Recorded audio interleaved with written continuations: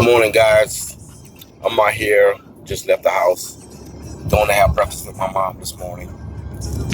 Raining here. Not really good today, but it's okay. I need to get out of the house once again.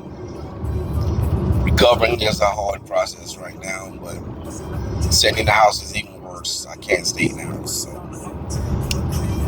I'm out here just driving here on Highway 301 South. That's the grass place over there. Pretty grass place called Superstar over here in South Carolina. They even have grass over there playing. So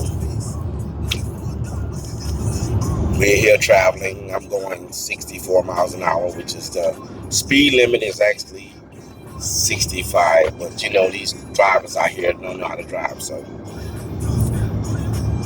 I'm just out here sightseeing right now. That's a nice combine tractor there. So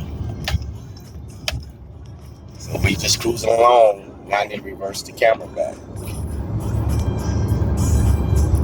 Well, is it gonna let me? I don't know. It don't look like it's gonna let me reverse the camera back, guys. So I guess we'll leave it like that for now.